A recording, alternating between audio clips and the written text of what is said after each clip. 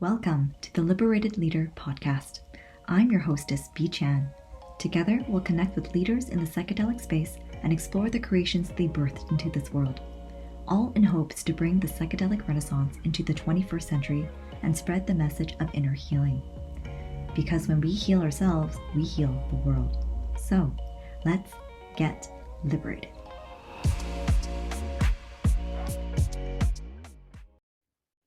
Hey everyone, welcome back to another episode. Before I begin, I realized that I did not introduce a very special somebody in season 2, episode 1. And this is Libby. For those of you who are listening, you might not be able to see it, but if you go on my YouTube channel, you'll be able to see this very beautiful lady here. Her name is Liberty, and I call her Libby for short, and she is our future-paced avatar. She is our avatar. She is the person that we want to be serving and the person that we want to be helping our psychedelic coaches to become a liberated leader. So with that introduction, let's get right into it. So in this segment of tripping tips, I do once again want to emphasize that I'm not giving advice. I'm just dispensing my own personal knowledge, so your mileage may vary. So take what you want from it and just discard the rest. And of course, I'm not able to cover everything in depth because on one single topic, you can talk for days on it. So this is just like a soundbite for you and an encouragement for you to do your own research, because as Buddha says, don't trust me, investigate. Trust yourself and investigate. Okay. And of course, get professional help if you need it. So tripping tip of the week. There are 3 stages when you go on a psychedelic trip: prepare, journey, and then integrate. So here's a tip for preparing. We talked about set last time, so I want to talk about setting this time. And just a little recap of the history. Back in 1964, Timothy Leary, along with his colleagues at Harvard, kind of laid out the set and setting. They first introduced the concept and coined the term set and setting in their guidebook, The Psychedelic Experience, a manual based on the Tibetan Book of the Dead.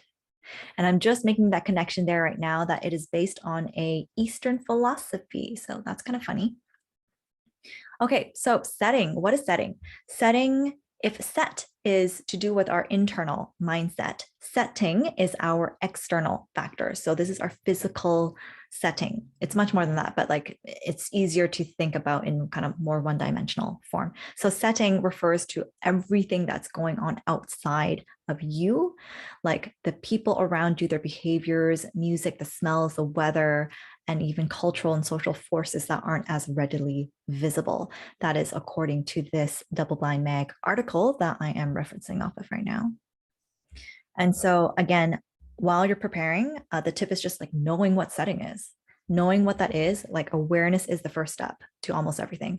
And I think that set and setting doesn't just apply to psychedelics, it applies to almost everything. And so just, broadening that concept or that kind of viewpoint a bit more. So a tip on setting while journeying, I would say, for me personally, I like to prepare some fruit. I realize that I don't love eating while I'm on a journey, and I definitely, and if I have to eat, like if we're all eating, I'll eat too. I don't like eating meat. I don't like seeing like bloody, like kind of like raw steaks or anything like that. It just makes me churn and makes me like want to throw up. I like fruit, and my favorite fruit is watermelon. There's just something about, I don't know, biting into this like fruit of life, and all this water is just like gushing up from your mouth. And it just feels really refreshing and replenishing, feels really good. So try that out. I also make sure that I am with the right group of people. So your social setting is super, super, super important. If you don't feel comfortable, if you don't feel safe, like you're not going to have a good time. And I think that's kind of why, people say that they have a bad trip. It's not because it was a bad trip necessarily, but all these things that you were supposed to prepare ahead of time weren't actually prepared, right? Also, I like having music around. I realized how important that was during one of my own experiences of, I was with a friend, we were in LA, we were tripping, and it was just him and I in his apartment. And he was playing some music where I wasn't really vibing to it. And he's like a DJ too. He always just wasn't vibing to his music. And I asked if we can change it, and we did. And this song came on where I was just super feeling it. And the message to me right at that time, so the download was basically, if you don't like your reality, if you don't like the music, you don't like something that's happening, you can just change the channel and things would be good, right? Or you can actually like change the temperament, change whatever it is that you have control over, and you can make yourself a lot more comfortable. And so taking that lesson and applying it to more of a broader scope, I think it can apply a lot to life, right? Like, you don't like the city that you're living in, can you just get up and leave? Why can't you do that? What is really holding you back? I think most of the time the answer is yes, you can do that, but there's some sort of like maybe guilt or pressure from family and friends. Maybe there's a fear of the unknown, like, where would you move to and what would I do? And like, how would I make money? And all that stuff is a type of questions, which are very, very valid. But at the same time, nothing ventured, nothing gained, right? When you make big risks, that's when you get big rewards. So getting off topic. So yes, fruit, preparing food, because like, depending on what medicine you take, the length of time kind of varies, right? And music for sure, your social setting, the people that you're around, and kind of planning out what you want to be doing. So sometimes maybe you're going on a hike, you want to be out in nature, right? That's also something that I really like to do. Just out in nature, enjoying the wind, the sun on my skin, the warmth. Yeah, just seeing like the trees move and dance in the wind and the leaves rustling, and like just like sounds of nature, and not being locked up inside or with your devices. I think most of the time I'm not even looking at my phone because it kind of makes me feel dizzy when I'm high on something. Like, just looking at the screen, it's like, it's almost too much. What do you call that? Sensation for me. It's kind of like landing in Vegas and then all these bright lights are in your face. That's kind of what it feels like for me. And yeah, just planning out what you're going to be doing during that time. And also, more of a social component is if you don't actually know that group that you're tripping with that well. For example, if you're going into ceremony and you don't actually know the other people, it's a really good idea to tell your close friends, about where you're going, what you're doing, and to check in with you. Hey, if you don't hear from me by, I don't know, 8 p.m. that night, can you please give me a call? Or can you come pick me up from my journey? That's probably a better one. Hey, we end at 5. Can you come and pick me up? And of course, if you've never done it before, that can definitely be really scary. I have a lot of friends that actually reach out to me because they know that I'm in this industry. They tell me that they're scared. Like, I want to do acid, but I'm really scared of what's going to happen. Like, I don't know what's going to happen. Can you talk me through it, type thing? And I think if it's your first time doing psychedelics or trying a specific medicina, it's very, very, very encouraged by me to get a coach or a guide or facilitator to be there with you, so they can guide you throughout that whole entire process, so that you feel safe, that somebody who is more experienced than you, who basically does this for a living or has done it many, many times for their other friends or whatever, guide you through that whole thing. Because again, going back to, I talked about this in season 1, episode 2 with Max, that a lot of us haven't actually learned how to down regulate and, handle our stress when our cortisol levels are kind of spiking up. So when you're entering into a uncharted territory and you don't know what's going to happen, and something doesn't actually go the way that you want it to, you're on a bad trip, how do you actually calm yourself down? I think that's one of the biggest things when you're dealing with something like this. So yeah, that's a lot of tip on journeying for setting. I'm sure there's a lot of things I missed as well, so feel free to chime in on the comments and whatever. Just let me know your thoughts. Let me know what you do. What's your tip for set and setting? And okay, while integrating, I would say another very common thing to do is any type of somatic therapy. So soma means the body, and somatic therapy is really like anything that involves your body. It's much more than that. So hold on, I got this right here. According to psychologytoday.com, Somatic therapy is a form of body-centered therapy that looks at the connection of mind and body and uses both psychotherapy and physical therapies for holistic healing. So what does that actually look like? So some of these physical techniques that may be used with somatic therapy include dance, exercise, yoga, and other types of movement, vocal work, and massage. Yeah, I have not yet experienced getting a massage while I am on a low dose trip. So, and I hear from my friends that I've done it, it is glorious and you can actually work out a lot of stuff. A lot of like emotions and traumas are like stored in your body. And so when you're much more open to kind of exploring that and letting that go, I think a massage or some sort of, relief, like some sort of like relaxation and just getting it off your body would be really helpful if a third party can do that for you. Okay, so that is somatic experiencing. And for myself, I'll give you an example of this, which is I was in Merida, Mexico, and my friends and I rented a mansion for the weekend. And we just basically tripped out that first night before we went out to explore the city and all that type of stuff. And most of them were we all got shrooms. So we were on that. And I didn't know at that time, but my tolerance for shrooms is a lot higher than the average person for some reason. And so I wasn't really feeling that much. And so I took like a quarter of a tab of acid. And I remember we were talking a lot. It was a lot of like talk therapy amongst friends, like just like pure coaching, pure support, and just getting to know one another and asking a lot of questions about, oh, wow, like I didn't know this happened to you. How do you think that affected you? And, what can we do right now to support you in your healing and in your journey, right? A lot of that type of really deep level talks. And so for me, at one point in time, I remember it's really hot too. I think we were there in like March or something. I was wearing like sleeveless. And I remember looking down at my arms or my legs or something like that.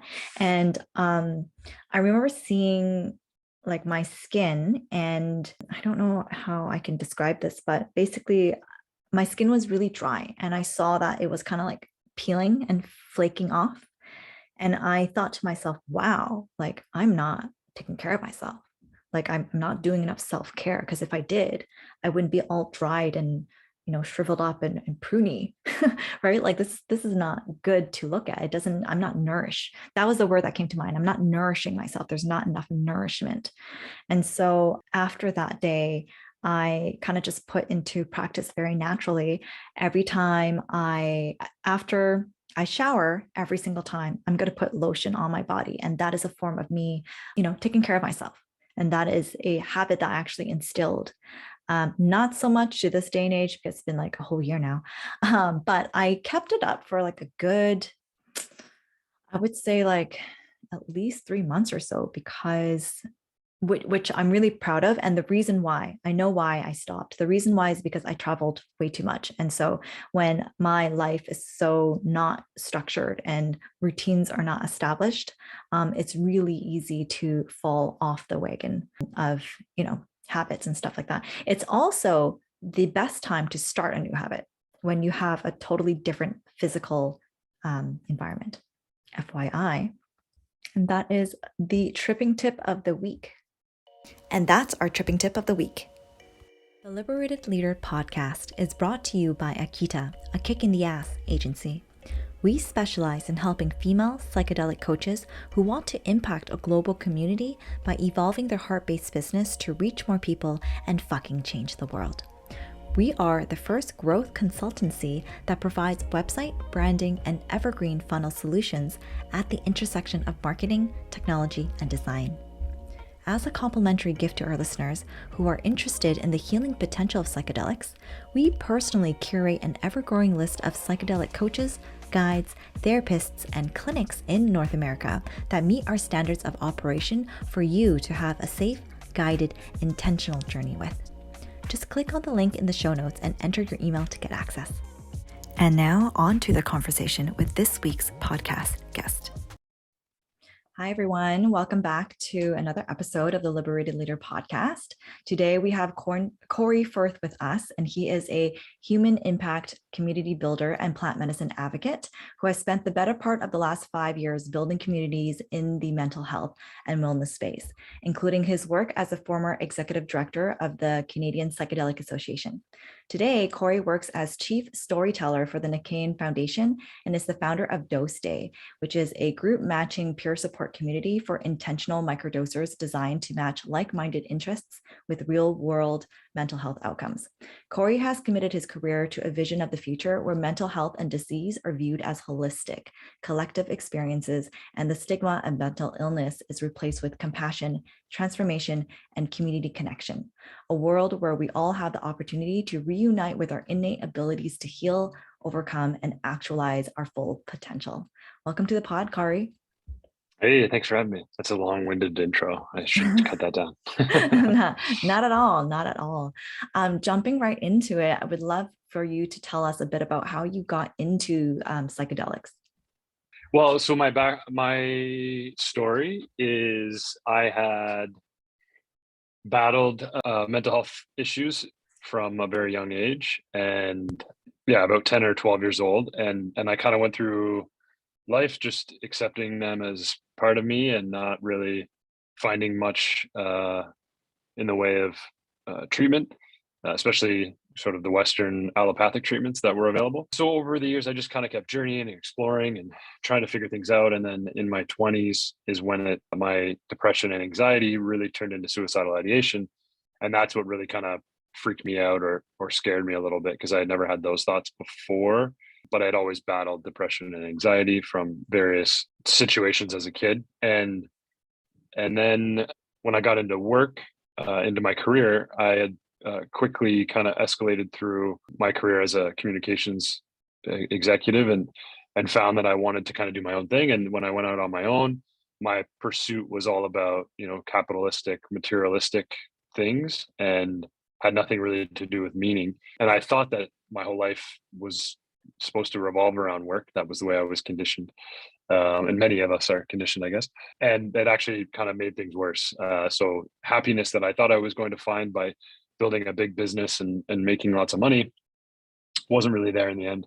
So yeah, I just kind of had enough. And one day when the suicidal ideation got really, really bad, I had heard about ayahuasca for maybe a year before. I decided to go and experience it myself. So it kept kind of poking me and kept kind of, being there. I'd hear a story or a podcast would pop up. Not like it is today where it's like on everybody's podcast or in every media outlet. It was more, yeah, somebody had a podcast about mental health and then they would have someone on Untitled Psychedelics, or someone was a executive that I follow and then, they would talk about psychedelics. So I just heard a bunch of different things about ayahuasca specifically. Don't know why it was ayahuasca. Not sure why it wasn't, mushrooms or MDMA or something like that, maybe a little bit lighter. But I think for me, I needed a punch in the face. I really needed that shaking of the snow globe to snap me out of my constructs. And so yeah, I went down to Costa Rica and experienced a 7-day ayahuasca retreat. And that's when everything sort of flipped on its head for me, from a mental health perspective, from a work perspective, really everything. And I think a lot of people, when they confront or when they become engaged with spirituality, which is what I would say that really did for me, it's connected me to spirit for the first time since I was a kid, I guess. For a lot of people, they start meditating and they do yoga, and then maybe they go to India and they try to find their guru, and then they realize that their guru is them, and they come back and they're content, or they find happiness, or they find a good discipline and a good practice. I didn't do that. I went into the kind of crazy zone and the ayahuasca side of things, I guess, first. Not crazy, but challenging. And like I said, I really needed that really punch in the face to snap me out of what I was going through. And that led me to where I am today, where I came back. I shut down about 80% of my business, and then transitioned into some more meaningful work, helped an organization build a retreat center in Central America. Yeah, like you mentioned in the intro, worked with the Canadian Psychedelic Association and built a lot of communities around mental health and psychedelics. And here I am today. Wow, that's quite a journey. Really curious, which resort did you go to in Costa Rica? I went to Rhythmia. Oh, how was that? It was good. It Yeah. was, yeah, it was, I would probably prefer my next journey to be a little bit more traditional. Mhm. They bring tradition into it, but it's very much like a safe Western approach, kind of merging the two. It's Mhm. like a high class, like resort, like 5-star resort with food and, you know, everything on top of that, massage and all the other benefits to that, which is great for someone like me. Like I was terrified to do it. So I needed that like bridge, that safety. But now that I've explored it more, I've explored other medicine more, I would prefer to go somewhere a little more traditional. 100% agree. I haven't gone to Costa Rica yet. It's definitely on my bucket list. I know there's plenty of different like Aya retreat centers there, but I've only really heard of two, which is Arrhythmia and Solterra. And I think Solterra is the one that's been calling me. So on my bucket Yeah, list. I've heard good things about Solterra. Amazing. So diving in deeper about CPA, the Canadian Psychedelic Association. Mhm. Wondering if you can give us a bit of a background on the organization, what it does, and I guess like your experience and your time with them. Yeah, so the mission with the Psychedelic Association is to educate about and advocate for psychedelics as a basic human right.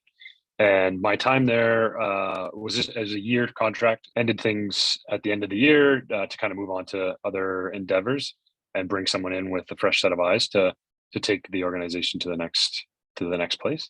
So yeah, we done a lot of really great things. I was the first executive director of the organization as it was quite new. They just became a registered nonprofit, I think, at the end of 2020, and I was hired at the beginning of 2021, and I left after my year. So we spent 12 months together, really just building up the foundation of the organization. So building processes and systems and structures for fundraising and for community building. And we did a lot of amazing things. We expanded our membership from, I don't know, I think there was less than 100 members when I started to around 900 when I left. We were a big part of where we're at today with legal medical psilocybin, which was just announced as part of the special access program at the beginning of this year. And we developed a memorandum of regulatory analysis to deliver to Health Canada for the case for psilocybin for most specifically for end of life anxiety, but really for major depressive disorder and other mental health conditions. And that was a big part of where we're at today with legal medical psilocybin, although that, you know, is not perfect. It's a stepping stone, much like how kind of cannabis has evolved. It's one element of where we're headed. And so yeah, we had a lot of really good success in a short amount of time with a really tight team, and you were a part of that as a volunteer, a really awesome volunteer base, and a really, you know, great board and a really great group of people there. Yeah, I think that covers the Psychedelic Association side of things. Yeah, Unless there's definitely. anything more pointed there you were curious about. No, just giving people the general lay of the land type of a intro. And yeah, you're totally right. I'm still part of their volunteer team, and it's been really interesting moving forward with the new direction and just seeing. I'm just really curious and excited to see how things will kind of unfold and how we can continue to, push this psychedelic movement forward in Canada. With Mhm. that being said, what do you think the Canadian psychedelic landscape would look like 5 years from now? 5 years from now, it's so hard to say. Like everyone, no, you ask that question to everyone, and we're all guessing because there is no like obvious path right now. I don't think. Someone might say, you know, someone closer to the government relations side might say like, oh yeah, you know, we're through 3 years away. But I just see it, it's so inconsistent. 1 minute, you know, sitting on calls with Health Canada and they can't even pronounce ibogaine or psilocybin, and then a month later they're like experts in it, right? And so it can happen so quickly, and it can also be so delayed. So like you see right now with the action to expand the special access program, it's more like kind of giving Health Canada more time to understand things a little bit better. So it's not quite what the media had portrayed it to be, which is this sort of like legal access. It's not quite that. So things like that make it difficult to predict. Although I did just see that the government has opened up funding for psilocybin research, which is the first time they've stepped into that. And that's the same path that happened with cannabis. Although when it happened with cannabis, they asked for a certain amount of research, and that research still hasn't been done yet. We have legal cannabis now. So I suspect I'm optimistic that it'll happen sooner than later. That we'll see psilocybin become legalized. So that's the legal pathway. So I suspect, or maybe I'll take a guess, because I think that's probably the best way to do this is I'll take a guess and I'll say by mid next year, we'll see legalization of psilocybin. That's a really optimistic guess. And I don't think it's going to come fast and quick and everything's going to be open like cannabis.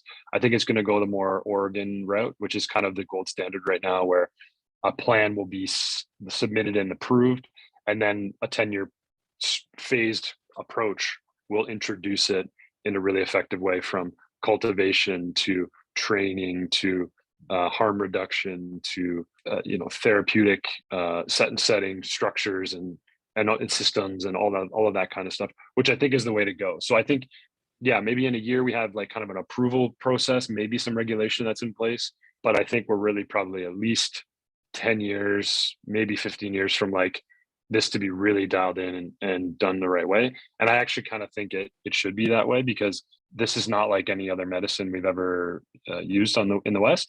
And so it's important to, I think, approach it with optimistic caution and a careful sort of state, so that we don't have what happened in the 50s and 60s, which is a lot of kind of reckless use and a misunderstanding, I think, of what's possible. And I think there's some really amazing people, especially in Oregon. Actually, a lot of the people that are in charge of the Oregon initiative are folks from Canada and are kind of integrated into the Canadian landscape of kind of where things are headed. So I think we're in really good shape. We got really great people at the helm. And I would like to see legalization happen soon. I would also really personally, this is not affiliated to any organization that I work with. I believe in decriminalization as well of all medicine. I guess to connect it back to the CPA's mission as a basic human right, I believe that all of these plant-based medicines are human right. You could someone might make a case for, LSD and MDMA and things like that are processed. They're maybe not a basic human right, but anything that grows in my backyard, I feel like I should have access to. And specifically mushrooms, they grow in my backyard, and I can pick them and get them and take them. And if I do that, then, or if they're there, then I should have access to them, just like a dandelion.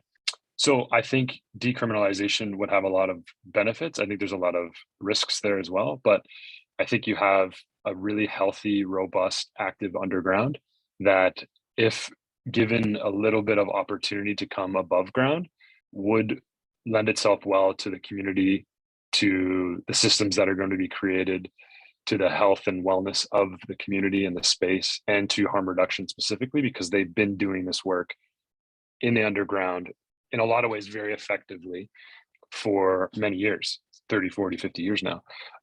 Now that comes with a lot of risk as well, because there are no checks and balances in that environment. And so I think with the approach on the legal route, and you have all these amazing leaders kind of leading the legalization side, there needs to be some congruence around the underground checks and balances and harm reduction, and not a policing, because you don't want to bring that into this, because it creates a lot of weird energies around, what's to be offered, how it's to be offered, and who's to be offering it. But we need a way to reconcile situations and to keep each other accountable. So I hope that can be created along the way as well. And I know there are some amazing groups, part of thinking that way anyway. So that's my estimation and guess of where we might be at. And I don't know what the timeline is. You said 5 years. I hope I hope it comes in 5 years, but yeah, who knows? Yeah. I mean, I think I totally agree with you in terms of, I think we're all very optimistic, especially in Canada, about how quickly things can move. But then in actuality, I think it will take a lot longer than we think. Yeah, and you can see it right now with some of the big publicly traded companies that had a lot of money sunk into them in the last few years.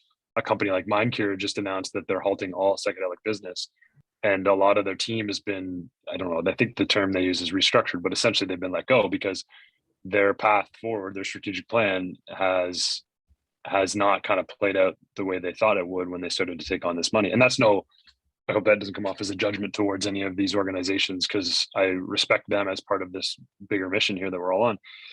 But yeah, you can see the timeline is not what we thought it was. And I think everyone's doing all they can, but we'll see what happens, and we'll see how Health Canada sort of adopts this, and how quickly public opinion is going to influence that, because that's really all that matters. As long as public opinion's on board, the government will shift. Yeah, for sure.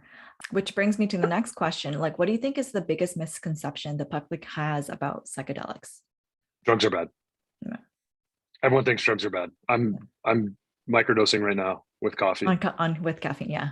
Right. That I talk reminds about me that. of You've heard me talk about this before, but I microdose psilocybin, and I take supplements. I drink coffee. Sometimes I drink a little bit of wine or whiskey. That's microdosing a substance.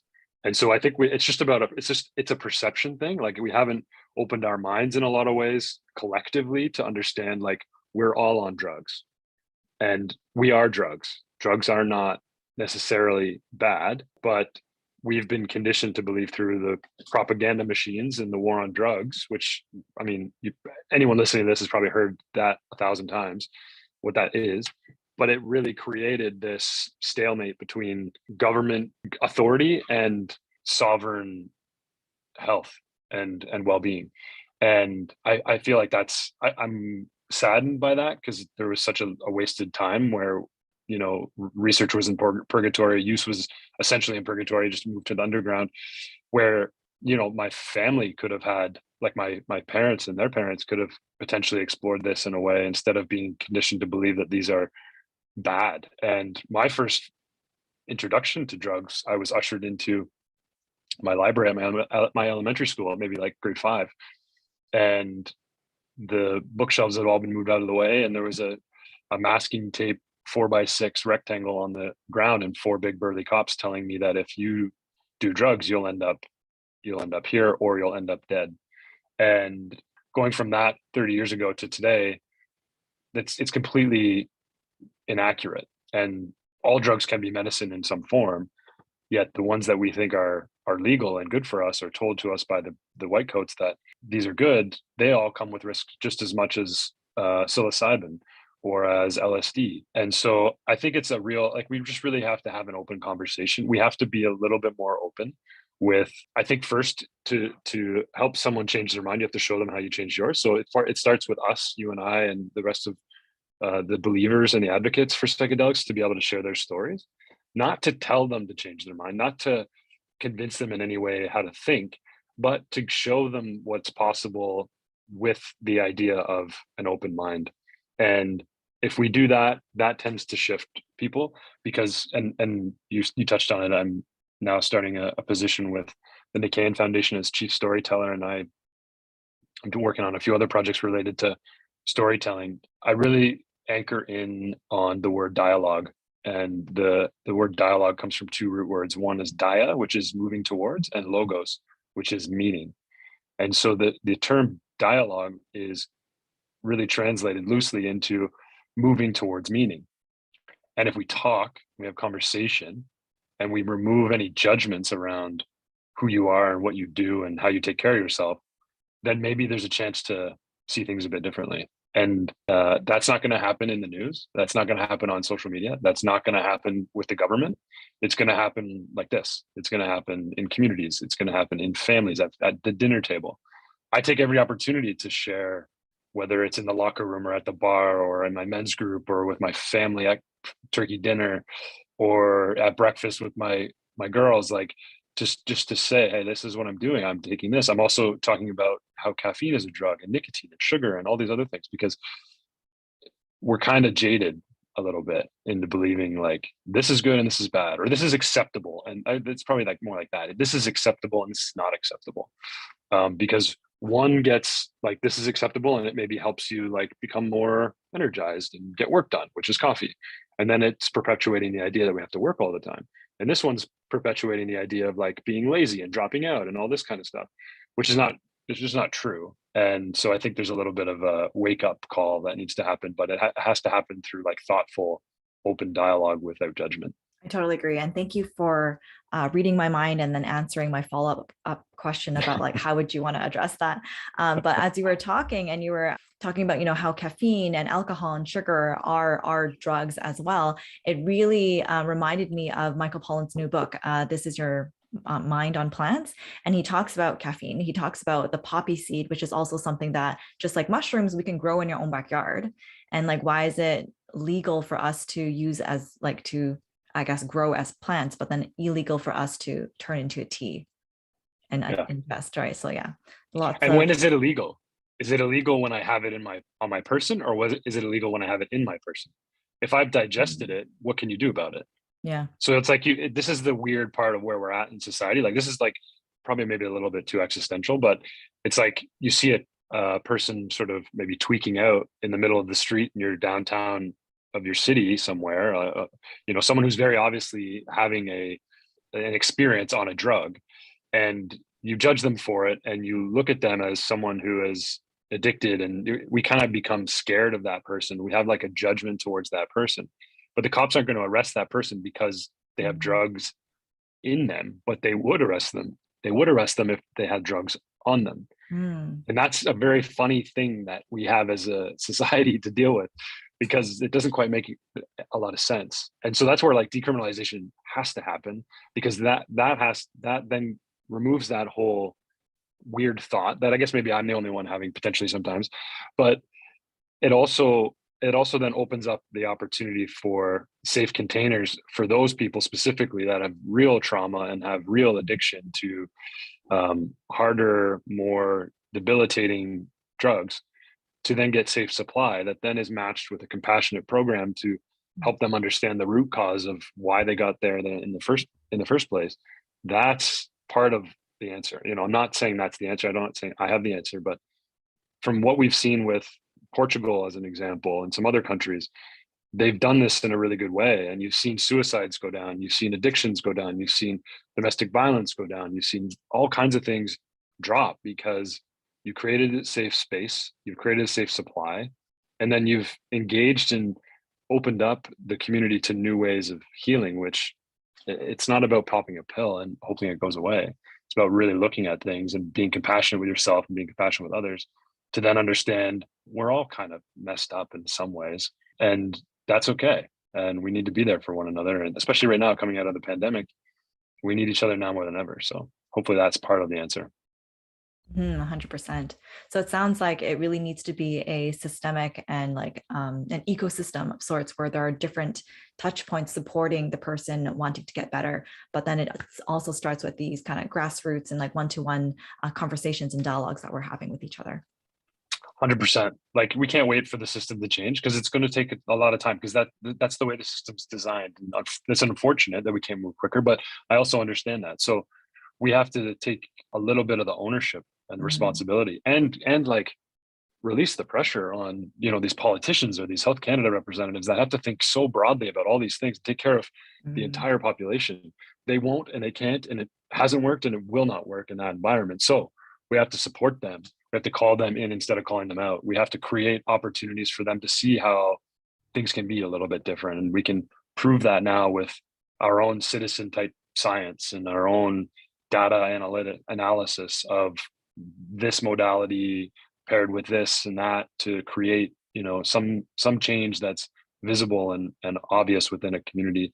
And I think it starts like in these smaller cities. Like I'm in Kingston, Ontario, and I see a real opportunity here for this city specifically, and smaller cities, to represent bigger ideas of what it means to overcome, transform, and Mhm. become more whole and well and advanced. We're advancing, and psychedelics actually is part of that, a big part of that.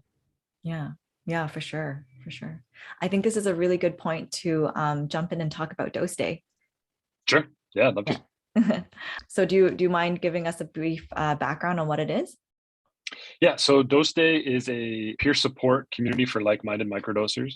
And the goal with Dose Day, it's still very much in its infancy, but the goal is to put people together that are dealing with similar challenges or similar creative pursuits, or similar things that they're looking to achieve or overcome. And the concept and the hypothesis is, if you put people together, whether it's one to one or in group, that are going through similar things in life, that the healing happens with them sharing their stories, sharing their experiences with one another, versus having some expert in there telling them they should do this, they should do that. I have a background with my own personal use with microdosing, but I'm by no means an expert in it. But I can go out and curate a lot of resources and education for people. And then I can provide what I like to think is a pretty cool sort of programmatic virtual microdosing session that has some consistency to allow people to sort of connect a little bit deeper with microdosing. And the whole idea of dose day is to sort of coach up the idea of microdosing as a practice. And the reason for that is because I'm optimistic that this is not going to happen, but I'm concerned that microdosing becomes another pill we just put into the pill chest and pop every day without intention. And I believe that, you know, you'll see some studies that say microdosing isn't effective against placebo or whatever. I think in a lot of ways is because they're treating it the same way we treat SSRIs, which is not how to do it, in my opinion. And what I've seen with dose day early on with the small subset of people is that bringing it into a practice and not really even focusing much on the microdosing or the pill or the medicine itself adds a level of understanding and awareness to the importance of thinking about your medicine as something that you can have a relationship with versus it just doing something and pushing you away from the thing that you need to heal. So the concept really is around one dose day a week where we all come together and start our microdosing cycles. And we set some intentions together. We ground in with some meditation and breathwork exercises. And then we break out into one-to-one. And as it grows, it'll be more one-to-one to connect. And so we have some really cool connecting tools that allow, you know, people to get to know each other a little better and kind of do it in a quicker way versus it being like a drawn out whole process. And then we come back and we support each other. And so support starts with yourself. So we all vocalize the support that we need to give to ourselves for that week's cycle, for that week's intention. And then we all know what that person needs and what that person's looking for so that we can be of support for that person. And so the first 6 weeks just completed. You are part of that. Thank you. And we had a great time, and it allowed me to format the process a little bit more cleanly. And so the next round will open up at the end of, I'm thinking at the end of April, but it may actually be sooner. I might open it up completely and open up the testing of it a little bit more.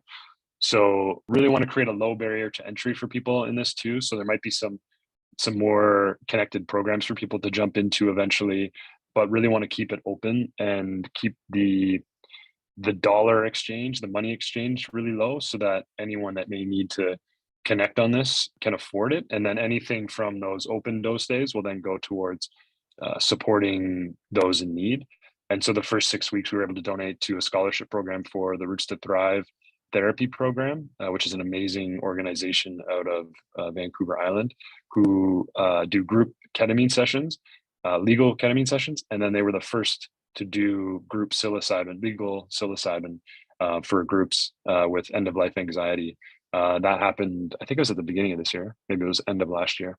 But they're an incredible organization. Pam Kriskow she's a board member of the CPA and a friend of mine, and she's doing amazing work. And I want to support them. So we're going to give a lot of the profit back to them to help them with their program and put more people through it. So that's the summary of Dose Day. But you may be better to describe it than I am because you were participating in it. I think you did a really good job in describing it. What about the future goal, the expansion or like the vision of Dose Day? Like, do you kind of see where it can go? Yeah, it's cool. The cool part about it is that I have this vision of where it could be, but I'm taking it slow and letting people engage with it and give me feedback and letting it evolve sort of together. And I think that's what a lot of a judgment that I have is a lot of psychedelic organizations, they start up thinking they know what everybody wants. And what I decided to do, maybe more forced into doing, was to just let the group and the community build itself and tell me what's good and what isn't good without having any judgments of myself of what I created or what it is that I think people want. And so, yeah, I believe, you know, it could be an app and it could be something that's really cool in terms of a companion tool for the community of microdosers, the growing community of microdosers. But at the core, what I really want it to be is something that people can begin to open up to the idea of microdosing as a practice and as a lifestyle and as a tool, and also at the same time be something where people can connect more vulnerably to the things they're actually trying to overcome instead of pushing away what it is they're maybe afraid to look at.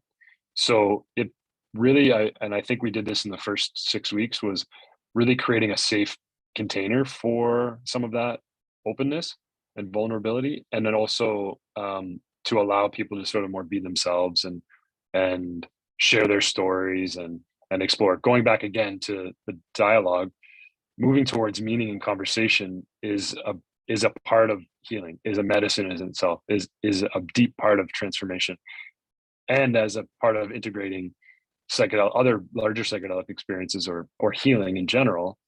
Storytelling and conversation is kind of the container in all of that, I see. So I don't know if that was super clear in terms of like what the future holds, but I'm excited to build that with whoever jumps on board and whoever participates and engages with me and with the community as it grows. And I would say, from being a participant of Dose Day, and I don't know how this will change moving forward, but I really like the fact that it was once a week we met up with the same peer group, the same cohort, and that over time we're just able to get to know each other on a deeper level, and that we would be able to share with each other more and more and more, and actually see each other progress in our intentions and our goal for that particular length of the program. Mm-hmm. Yeah, and I would highly encourage people who are either new to microdosing or want to meet like-minded people who are also wanting to go on this journey to join Dose Day and see what it can do for you. Thanks for the plug. Yeah. Amazing. Question. Where do you go for your psychedelic news? Where do I go for my psychedelic news? Psychedelic Spotlight is a good one that I like.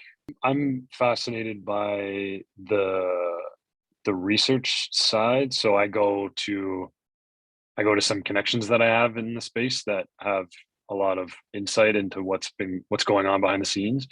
So I guess maybe I'm more fortunate in that way to have that group of people. But I kind of lean on that. I used to love Truffle Report, but they've folded at the beginning of the year, unfortunately. But James Steffen, I know, is still in the space. He was their primary editor there. I know he's still trying to make things work from that perspective, from the investigative journalism perspective. But honestly, I think there's a gap there. I mean, a lot of people that are doing sort of news, there's a gap now that Truffle is gone, I should say, because I really think that what Truffle was doing was filling the gap between like all the areas of access and activity. So you had like you've obviously got people want to track the stocks, right? Like it's kind of the big thing right now is tracking the stocks. I think that's a waste of time because if I was to hazard a guess, 70% of the businesses that are here now won't be here in a year or 2 years. So it's kind of a little bit irrelevant. And I'm not actually interested in that myself. So if you're interested in that, there's many people, you Google that, you're going to find a ton of stuff. But to really understand what's going on, to learn about the research in a really authentic way, and to learn about the big players and the things, and harm reduction and the news and the different regulation changes across the world, Psychedelic Spotlight does a pretty good job. I bummed Truffles out. Microdose.buzz, I think, is their URL. They're not bad. They do a lot of good reporting. But truthfully, there's a lot of information, but not a lot of it really like unique or standing out now that Truffle's gone. I don't know. What do you do? I'm probably like the worst person to ask about that. I let my community tell me. You know what?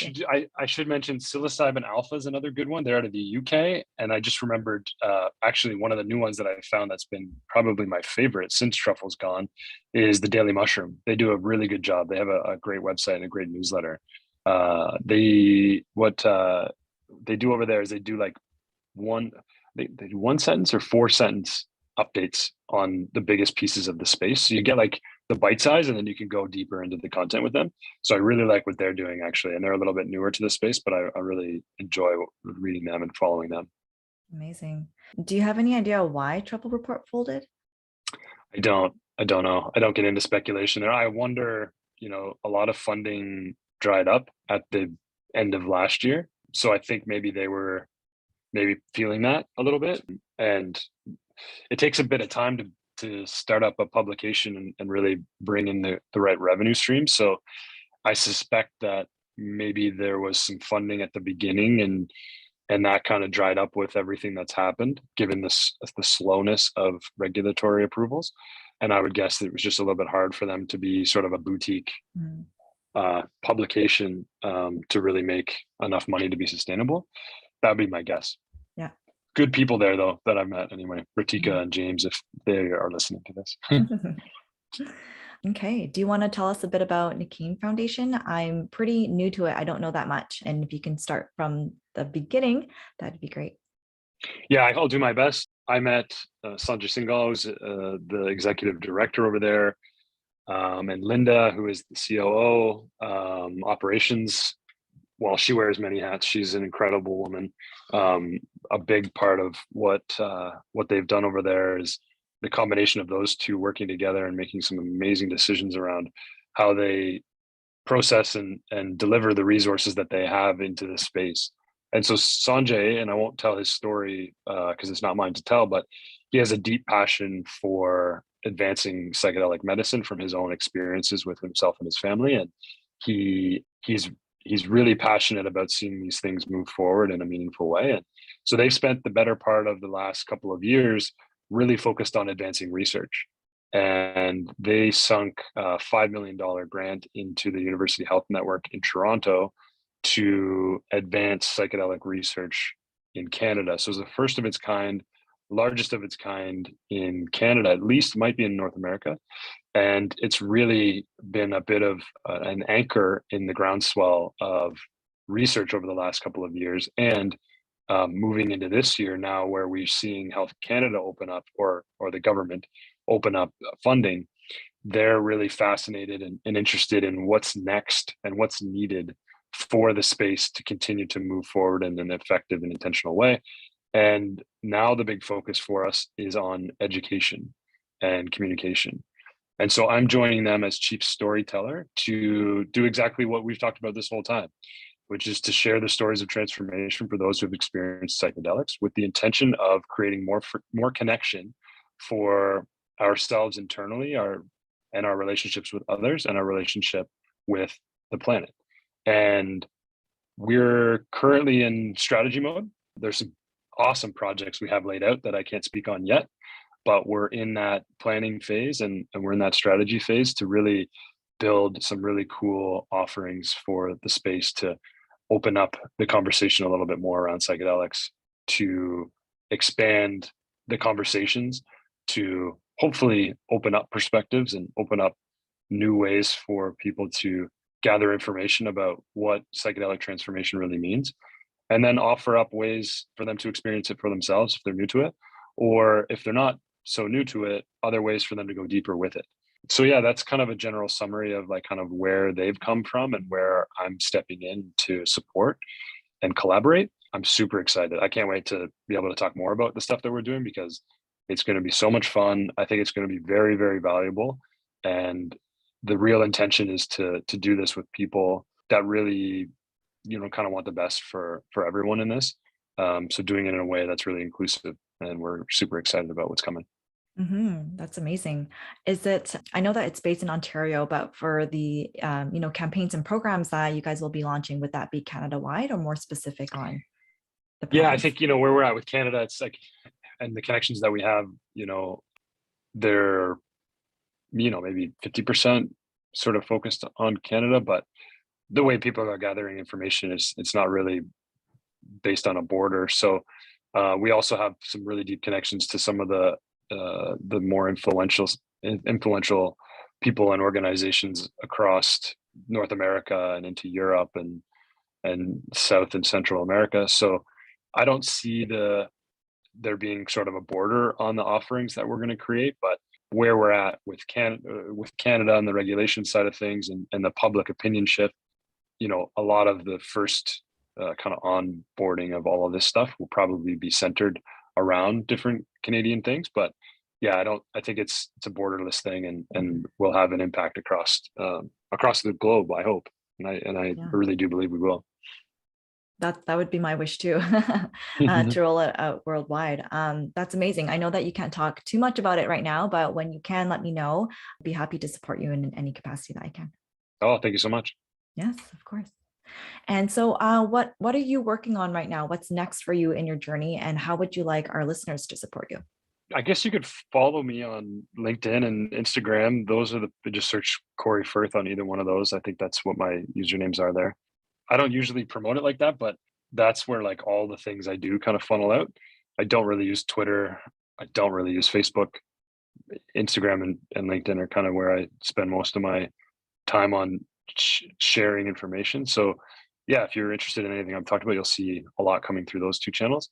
And in terms of where I'm at next, what I'm doing next, Dose Day will be taking its next step in transformation here soon, with the evolution of what's next there. And that I don't have any set dates on the next round of the pilot program and the programs that are going to come out of that.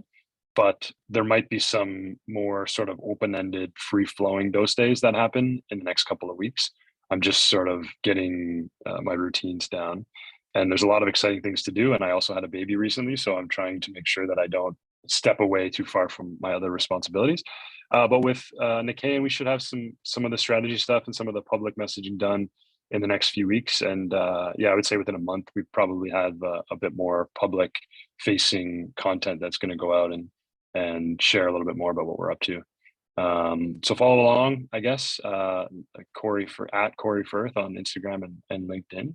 And then if anyone is listening or watching and there are some threads that they want to pull on, just always message me on either one of those channels or platforms, and I'm always open to sharing my story and talking more about others. So happy to connect. Amazing. And go to doseday.com to join the waitlist. Yes. Yes, go to doseday.com. I'm not good at the promotional stuff. Amazing. So I think we are nearing the end of our time here. Are there any last thoughts or messages that you'd like to share? Share your stories. If you've done psychedelics in a meaningful way, and they've changed your life and they've helped you find more meaning, it doesn't matter what it is that did that for you. If it's meditation, share it. If it's, breath work, share it. If it's a near-death experience, share it. So I think we're at a point, especially in Canada, where it's less taboo to share it. And thankfully for, I'll say it again, the Truffle Report and the Daily Mushroom, and even some of the amazing journalists in the bigger mainstream media outlets, they're doing a good job at getting that to the dinner table for us so that my mom can ask about it, my dad can ask about it, and I can open up about it a little bit more. I've been pretty open since I've started. I don't really shy away from it, but I would say if there's any call to action, it's tell your story. Amazing stuff.